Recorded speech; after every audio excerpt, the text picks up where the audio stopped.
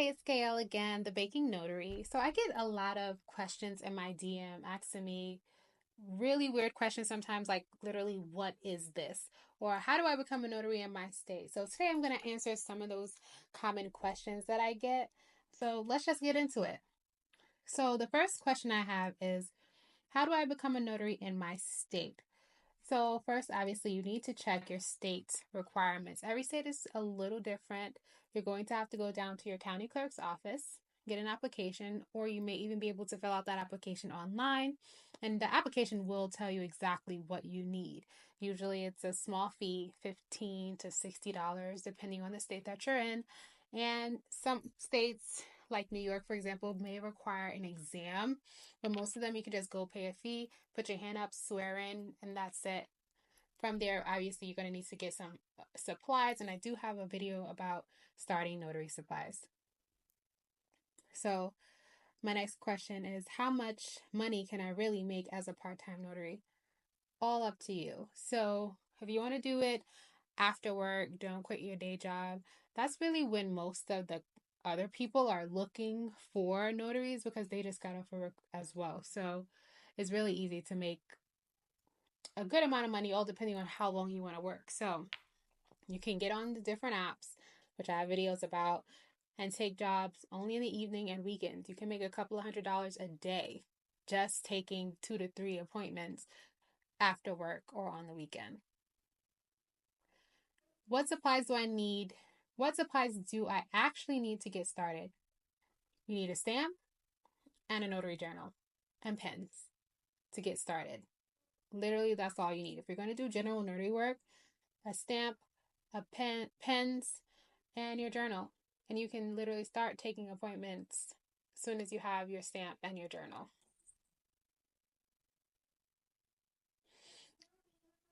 Okay, number 4. Do I need a website or a business cards when I'm new? No, word of mouth works. You want to just get started. I've had my commission and I sat on it for 6 months before I actually started, a little less than 6 months. I started taking real appointments because thought I needed to have certain things in place. Just start. Get your supplies and just start taking appointments. All right. Number 5, how do I get clients if I don't want to pay for ads? So, number 1 step for any business that you're trying to start, you want to make a Google for Business profile. Any business, doesn't matter if you're a notary, if you're a makeup artist, any type of freelance work, you want to start a Google for Business profile. Why? If someone goes into Google and search notary, your ad is going to come up. They search notary near me, or how do I find a notary? Any kind of notary prompt will pull up your Google for Business profile. You also want to make sure that you have keywords in your profile so that no matter what they type in, it's going to pull up your ad. Google, number 1. Then you want to do Facebook Marketplace. You want to do Craigslist, all those free platforms where you would think to go and sell a piece of furniture or sell a car or something like that. You want to make an ad for your business on that platform. Okay. What do I do if a signer doesn't have ID? That's not a job that you can take. Every state has different rules on the IDs, types of IDs. Like some states won't allow you to take a military ID. That won't be enough. Some states will require some notary signings like closings and things like that will require 2 forms of ID. You need to know what that is.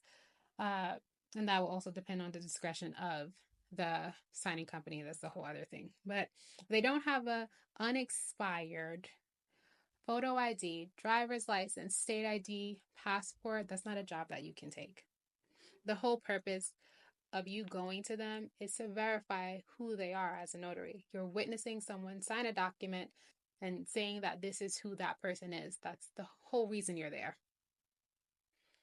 Can I notarize for family and friends? Yes, you can notarize for family and friends. You can't notarize for yourself. You can notarize for family and friends.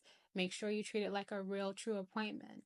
Use your notary journal, have them fill it out, take their ID, put in all the information that's on their ID, their name, their driver's license. Their name and the address that's listed on their driver's license. Put all of that information in your journal. How you charge them, that's a whole other thing.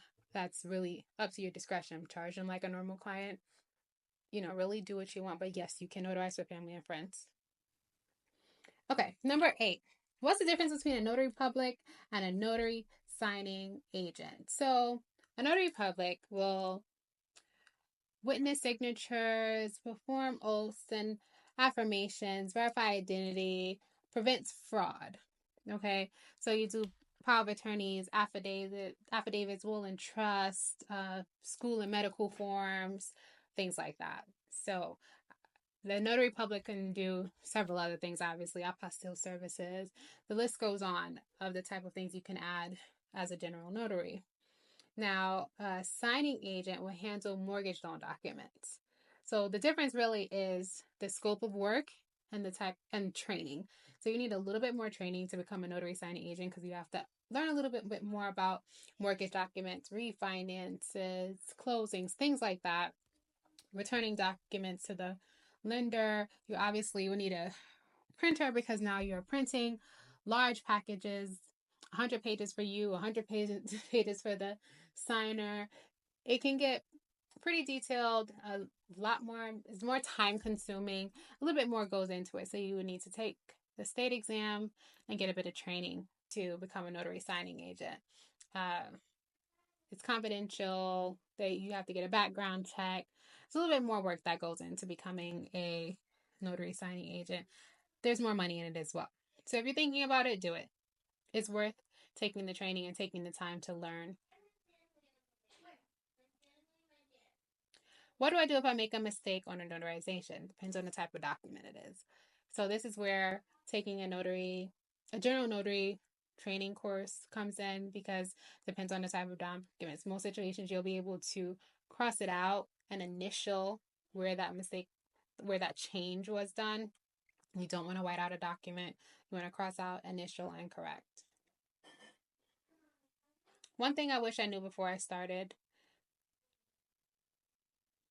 There's so many things I wish I knew before I started, but I would say one thing I wish I knew before I started was what it takes to actually get jobs. You're gonna have to put in a little bit of effort into getting your jobs and being consistent on your apps. That's really the biggest thing with starting this business.